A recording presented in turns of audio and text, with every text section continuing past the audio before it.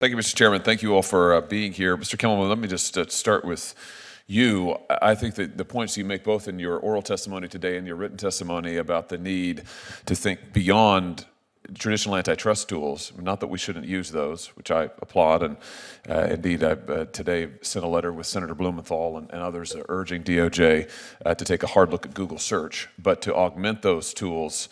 Ms. Hubbard, you made the same point, I think, with more pro-competition policy. I completely agree with, including the need for an agency that is focused on these issues. I think that's what the FTC ought to be doing with its time, rather than engaging in these turf battles that Senator Lee mentioned at the beginning, which is a complete waste of time and actually slows down antitrust enforcement. So we ought to speed up antitrust enforcement. We also ought to get the FTC, I think, focused and give them the requisite authorities to get focused on things like data interoperability, as you've been saying, on privacy protections, as you said, Ms. Hubbard. I think that every consumer ought to have the right to get all their data back from these tech companies. And I also think we need to seriously consider about how we compensate consumers for their data, because both of you have spoken to the network effects, the big data effects. Of course, that depends on data in the aggregate. Consumers, that's consumers' data ultimately, and it's being taken from them. They have no say in it. It's being sold without their permission. That's a huge problem, I think, from people who believe in property, as I do, and data is property. So there's lots to think about there. Thank you for your testimony, and I think all of that is very well placed. On the issue of self-dealing, self-biasing, self-preference, it seems to me there's a little bit of a straw man here, this argument that we have to accept either no product integration at all or total self-preferencing and self-bias. This just seems to me to be not actually true. To me, the key distinction is between productive integration of services on the one hand and predatory exploitation by mature platforms. Like, for instance, one might argue that Google is doing. And Mr. Reed, you've made the point, taking Apple as an example, that the Apple iPhone, particularly when it was introduced as an integrated device. That seems to have been a healthy development. It created an ecosystem that other app developers can use. And now, indeed, it's reported that the next iOS will actually allow other app developers system-level access to their own functionality, which seems like all in all a very good thing. Contrast that with Amazon, for instance, which gives third parties, other sellers, access to its platform, but then Amazon uses its own tools to track their sales and then to deliberately undercut them. That seems qualitatively different to me. Or Google, for example. So let's just talk for a second about Google. We know that Google sometimes creates its own content, but often it just leverages its market position to take the content of other people. Now, Google maintains that its search engine simply returns, and I'm going to quote now, the most relevant, useful results. That's what they say that they're doing.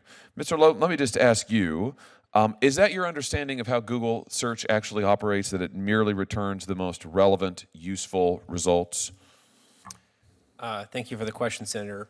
The answer is it depends. I think when Google originally started roughly the first decade of its existence, it was powered by this sort of PageRank quality score style algorithm, and then around 2007 introduced answer boxes, which are physically above the page. And there may be instances where kind of commodity style information makes sense to put in that box, like a sports score or weather or the sum of 2 plus 2. But when you're talking about what is the best pediatrician in St. Louis, it probably makes sense to scour the whole web and source that information. And today, that process is not being done for the most common area of search. Tell us why Google's local content now its own local content tends to show up at the top of Google results. That was not always the case. Can you explain to us what changed, to your understanding, to your knowledge? Sure. I mean,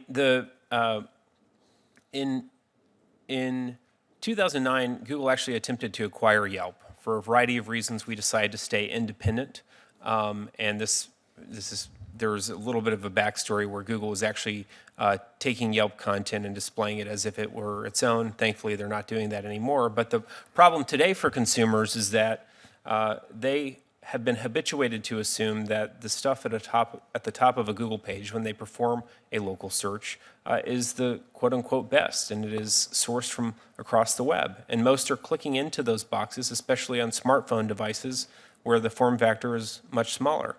So, this is problematic because they're seeing an objectively lower quality set of information. So Google, if I've got this right, Google chose to de-index its local content, to take its reviews out of the normal use of content ranked by its own algorithm, and then to privilege its content right automatically at the top of search results. Do I have that correct?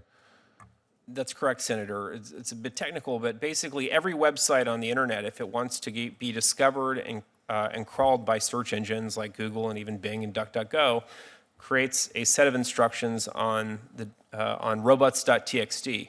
Google has actually gone through its own robots.txt and instructed the Google organic search engine, or the organic algorithm, to not look at its own content. So it actually completely sidesteps this merit-based process that every other website on the web has to go through. Which is funny because we're always told that the very value of Google is its algorithmic relevance determinations. And as it turns out, it's manipulating those to privilege its own content. Now, when the FTC was looking into Google in 2012, this is interesting, it drafted a report, some of which later leaked. And that report stated that Google created an if-then coding statement. So Google instructed its own algorithm that if the algorithm would return normally a result from a competitor company, then the engine should instead switch and preference Google products, Google associated pages, Google content first. That doesn't seem neutral. I mean, would you say that it is, Mr. Lowe? That's correct, Senator. That is exclusionary, and it harms competition, but worse, it gives consumers lower quality results when they've come to expect high quality results. It gives consumers lower quality results. It actively misleads consumers who are told by Google itself that it returns always the most relevant results, whereas we know, again from the same FTC report, Google's internal document said that Google's purpose was, quote, to bias ourselves, which is in fact what they've done. Now, this seems to me to be an example of self-bias, self-preference that is hugely problematic, not least because it is deliberately misleading to consumers and seems to lower consumer welfare. I mean, it does not seem to actually give consumers the most relevant results. So the devil is in the details, I think. This is my point. When it comes to self-preferencing, it's hard to evaluate this at a generic level. You've got to look case by case. But I think the idea that you either have to give up, you either can have integrated products or you can have rampant self-bias and self-preferencing, but you can't stop one without the other. It just seems to me to be a false choice. The real question is, are we going to allow mature platforms and product lines to exploit and engage in exploitative practices of competitors in a way that harms consumers? Thank you, Mr. Chairman.